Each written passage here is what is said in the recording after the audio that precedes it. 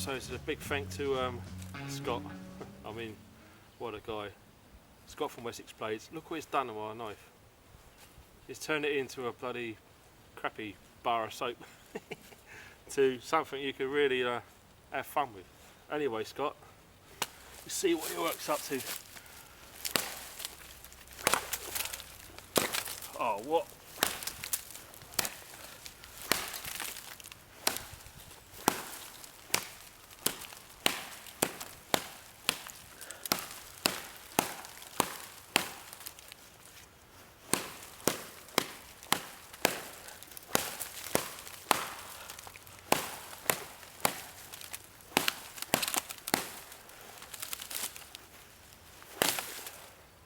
That's what I call a knife. Cheers, Scott.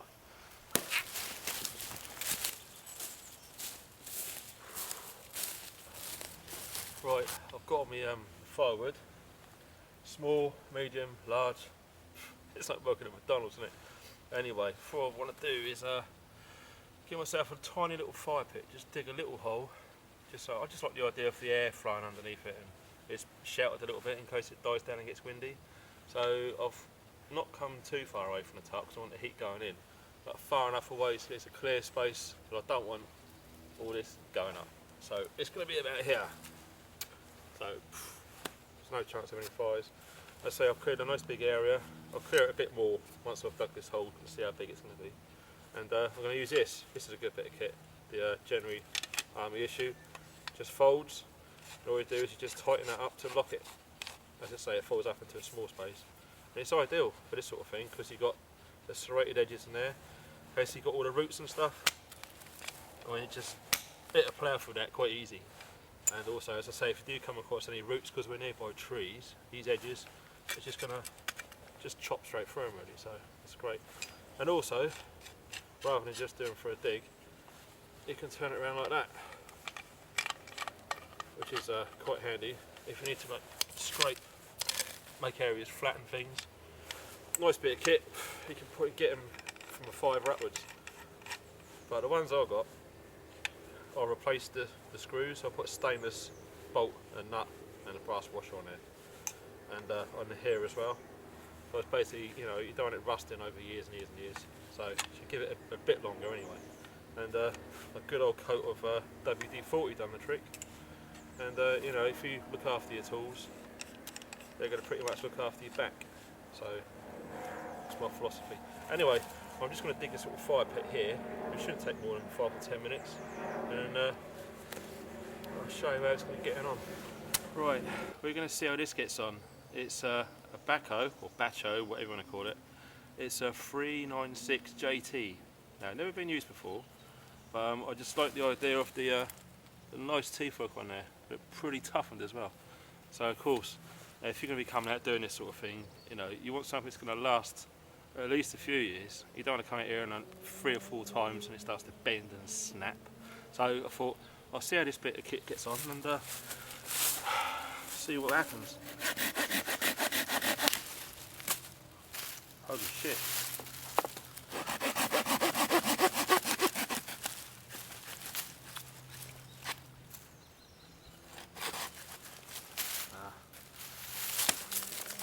Didn't really think this through, did I? They cleared that out of the way first. Right, let's see how he gets on.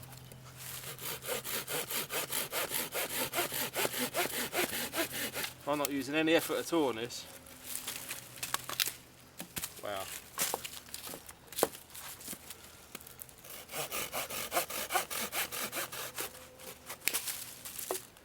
Yeah, that's good. You just cut through anything. Wow, look at the chop. Yeah, that's nice. We're liking this. So, minimal effort really. I'm not even pushing hard and it's just going through that. So far so good. I want to see how I got on with this because it should come in handy building up my fire pit. You know, the base at the bottom. Right, already the camp's underway now. Dug a little pit. I've got my sticks laid in there now because the ground's quite damp. So, you know, I don't want to scupper any chances. Also cleared away loads of space around. I mean, that's what it should look like. and that's what it's like all the way around my fire pit. So there's no chance of that going up anywhere. And yeah, clear from above. I might even have time to sort of drag some, because there's quite a bit of deadwood about, drag some deadwood around to you know, put a reflector probably along there somewhere, you know, just so I can push the heat back into where I'm going to sleep in, because I reckon it's going to get down to 4 degrees, and because I'm up on a hill and it's quite exposed, there's a lot of tree felling been going on around here. It might even get a bit cold, so you never know. Guys, been a bit busy, as you can see. I've set up the camp. Happy as Larry now. All I've got to do now is just give you a brief, you know, look around, let you know what I've been up to. It wasn't as bad as I thought, actually. I mean, pretty much got here and just non-stop. I haven't had a break yet, so after this I'm going to have 5 minutes. I might get a brew on as well, actually. So I'll just give you a little show around. And right, this is a really quick, really. It's probably a bit naff, but it's better than nothing. Like a fire reflector to keep some sort of heat from drifting away. There's my little fire that I've done. As you can see, I've got all of the relevant sizes there. Ooh. I've got the small, the medium and the large, and all of the fuel, as you call it, is all the way around the fire. Basically, like, some of it's a bit damp on the inside, so once I get like the medium stuff near to large stuff going, it's going to start drying out, and I can be using that a bit later on. So hopefully that's going to be okay. Also that Kinder, or Tindling, whatever you want to call it, I found earlier on the way, that's all in the middle now, ready to go, along with my fire kit. And also pushing that log up here was a right pain in the backside. But it's something nice to sit on later on maybe. So that's the fire, and let's see, all of the ground's pretty clear. Now this is inside, I can remember the view. I've got the SAS issue double hooped bivvy, and well, used this stuff out in the field before, and I'll tell you what, you won't find anything much better than this. As you say, it's a genuine issue. I mean, they wouldn't give you the rubbish to the SAS, so basically here's a little look inside. That's maybe a bit dark in there, but oh, it's great. I've got my inflatable thermal blow up mattress inside there. I've got a sleeping bag which I actually found down the tip, so you know, I'll give that a good wash and a dry, and it's fine. You know, I'm going to give it a test tonight. If it's no good, then obviously it gets sold or binned, and I'll get myself a half decent one. Yeah, also the K-bar, that's not going nowhere. Also my little drinky poos for later on, torch, binos, my little candle kit, and obviously my fire starter and my book, ground sheet, all my kits safely dry underneath and stowed that away. Basically it. And obviously I'll give you a quick run around. I mean, what I've done is I've just swooped up, you know, some of the stuff off the floor, sort of cover up, you know, some of that, stop a bit of wind getting in maybe later on. And I've done that pretty much around the back where a lot of the prevailing winds will be coming from, so that's not too bad under there, stopping a bit of the windy. And I've also given myself a bit of the cam as well, in case someone walking their dogs later on. I'll just sort of put some of that on top. Basically it's just from fallen trees, and I just chopped it off, and a little bit of concealment. It's not enough, it's not much, but you know, it's better than nothing at all. And yeah, it's all looking good. I say I can't wait really to start living the real world, eh? As I say, I'm quite chuffed really. I mean, it's the first time I've done this for a hell of a long time, and pretty made up really. So hopefully, you know, it's not going to be too much noise and all the rest of it from all the wildlife and whatnot. I heard a blooming woodpecker earlier on having a right old go, so no doubt it's going to be featuring in some part of my little brief stay here. But yeah, not bad for about, what, 2.5, 3 hours work. But you know, I might even come back here again, so a lot of this stuff is quite well established. I mean, I'm going to clear it, you know, as I found it, but a lot of this stuff is going to be, you know, like this, it's going to be quite nearby, so I'm going to have to push it so far. But yeah, so far so good. So I'm going to have a bit of a break now, and nice cup of tea, I think. Also, I'd like to take this opportunity really to a big thank you to Mike, a cockroach. I mean, what a guy. I mean, this guy is really going through the mill, but he's just so keen and just so focused on what he wants to get out of life, really. I mean, it's truly inspirational, it really is. I mean, the effort that he's put in, I mean, a lot of people should take heed and like learn from him, really, because he's got so much knowledge to share.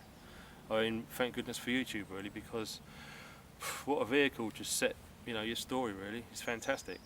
Also led me on to, you know, as I got into all this, finding out, Pete, Mind-Wise Man, what a guy. I mean, my God, he could be my twin brother. But like, oh, it's fantastic. I mean, it's just so enthusiastic, you know, and it's so knowledgeable, you know, because you can learn so much from these people. I mean, you know, do your research as well, find out what's best for you. I mean, you might not want to get a canoe like he does, but you know, so what? You know, the guy's a genius, really. So, massive thanks to them, and also a quick little mention to Jedi, nice guy.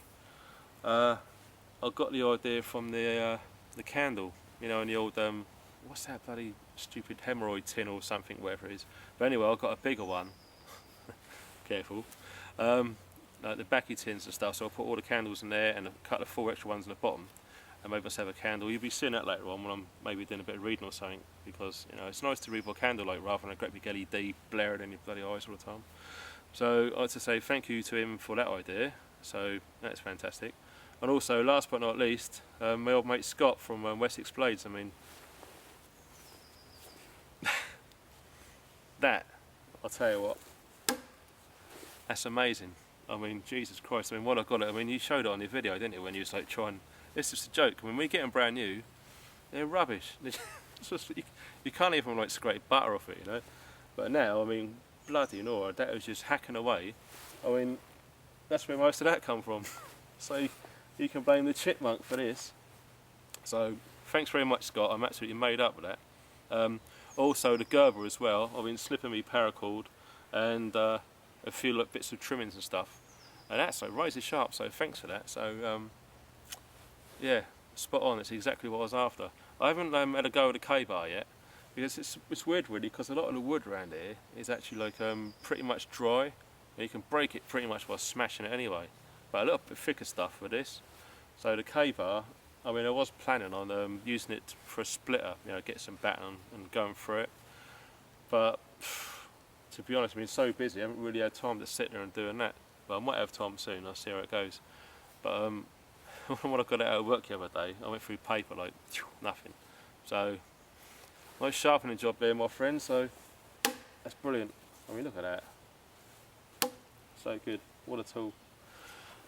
So anyway, that was a quick shout outs, really what I wanted to say. And also, I mean, Ray Mears and guys like that, wow. I mean, just, all you got to do is just get out, you know, and check it out. I mean, it's only 5 miles from me. I mean, I'm lucky. I mean, you saw like the journey you and I had, it wasn't far at all. And, you know, to get away from all the bloody noise, you know. I mean, I can hardly hear any, you know, traffic noise, which a lot of people do find irritable. You know, like 10 miles away, you can hear like, you know, all the motorway noise and stuff. So if you want to line a garden and have some chill out time, you've got that constantly. Come out here, it's beautiful. Apart from Mr. Bloody Woodpecker who's over there somewhere. So yeah, so that's basically all I want to say really. So I'm going to chill out now and have a bit of a rest, because I think I need one. So I'll catch up with you guys soon.